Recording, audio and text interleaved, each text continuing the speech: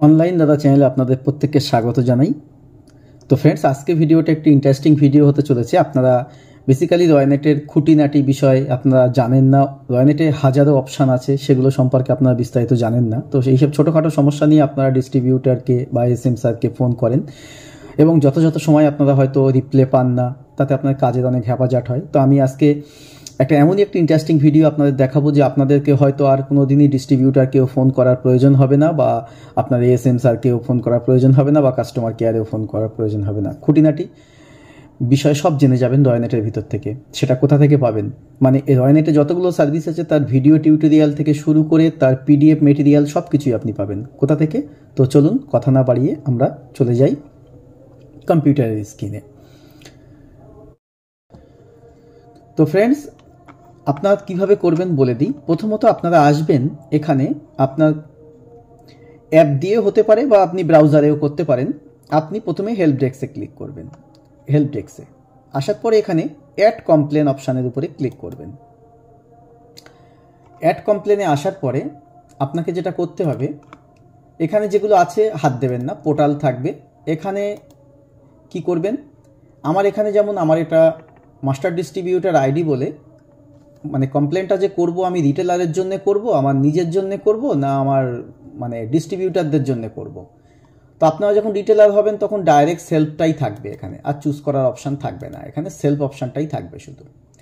যখন ডিস্ট্রিবিউটারের জন্য করবেন, যদি আপনি মাস্টার ডিস্ট্রিবিউটার হয়ে থাকেন তাহলে ডিস্ট্রিবিউটারদের জন্য হলে সিএসএফ চুজ করতে হবে, আর যদি আপনি নিজে রিটেলার হয়ে থাকেন তাহলে সেলফ তো হচ্ছে। আর রিটেলারদের যখন ডিস্ট্রিবিউটাররা তার রিটেলারদের জন্য করবে, বা মাস্টার ডিস্ট্রিবিউটার যখন তার রিটেলারদের জন্য কমপ্লেন করবে তখন সিএসপি দিয়ে করবে।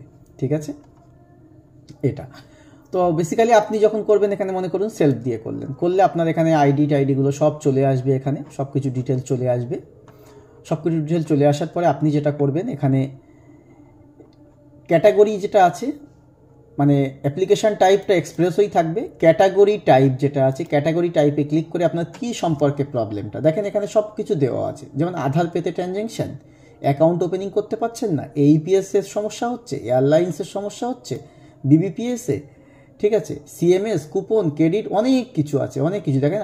কোনো আইডি ডিঅ্যাক্টিভেট হয়ে গেছে, ঠিক আছে, আইআরসিটিসিতে প্রবলেম হচ্ছে, তারপরে হচ্ছে আপনার এমএটিএম, মাইক্রো এটিএম, মোবাইল অ্যাপ্লিকেশানের মধ্যে কোনো একটা ক্র্যাশ হচ্ছে বা কোনো প্রবলেম হচ্ছে, বা কিছুই যদি প্রবলেমের সঙ্গে ম্যাচিং না হয় তা আদার্স লিখে দেবেন। মনে করলেন আপনার এইপিএস ট্রানজ্যাকশান ইস্যু সম্পর্কে প্রবলেম, তো এইপিএসের উপরে ক্লিক করলেন। এবারে বলছে সাব ক্যাটাগরি। এইপিএসে আসার পরে এইপিএসের কী প্রবলেম, এইপিএস ট্রানজ্যাকশান ইস্যু, আচ্ছা, ডিভাইস ইনস্টলেশন আর ডিইনস্টলেশন, কমিশন রিলেটেড কোয়ারি, আর অ্যাক্টিভেশন রিকোয়েস্ট কোয়ারি। আপনার মনে করুন ট্রানজ্যাকশান রিলেটেড কোনো একটা প্রবলেম হয়েছে, যে আপনি টাকা এখান থেকে কেটে নিয়েছে, বাট মনে করুন ব্যাংক থেকে কাটা গেছে, আপনার ওয়ালেটে আসেনি, তাই ট্রানজ্যাকশান রিলেটেড কোয়ারি। তাহলে এখানে করার পরে সেই ট্রানজ্যাকশান আইডিটা এখানে দেবেন। ঠিক আছে, দেওয়ার পরে এখানে সার্চ মারবেন। এইবারে হচ্ছে কথা, এখানে আপনি সেই জায়গার স্ক্রিনশটটা নেবেন। ঠিক আছে, যে জায়গাটা প্রবলেম হয়েছে সেই জায়গার স্ক্রিনশটটা নেবেন। স্ক্রিনশটটা নেওয়ার পরে মানে ট্রানজ্যাকশান হিস্ট্রিতে গিয়ে সেখানকার স্ক্রিনশটটা নেবেন, নিয়ে চুজ ফাইলে গিয়ে আপনি এখানে সেই স্ক্রিনশটটা আপলোড করে দেবেন। দেওয়ার পরে এখানে রিমার্কের ঘর দেখতে পাচ্ছেন, এখানে লিখবেন যে sir, money deduct from customer bank, but money not receive in Roynet wallet, please solve this issue বলে দিয়ে আপনি এখানে সেভ করে দেবেন। দেওয়ার পরে আপনার কাছে সঙ্গে সঙ্গে একটা টিকিট নাম্বার চলে আসবে, যদি আপনি ডিস্ট্রিবিউটার হয়ে কমপ্লেন করে থাকেন। আর রিটেলার যদি হন তাহলে এখানে কী লিখবেন আপনি, যে sir, money deduct from customer bank but not receive in my Roynet wallet লিখে দিলেন। আপনি আপনার মতো করেই লিখবেন, যেভাবে ইচ্ছা লিখতে পারেন। আচ্ছা, তারপরে মনে করুন আপনার এখানে প্রবলেম এইপিএস না, কি প্রবলেম হচ্ছে মনে করুন আপনি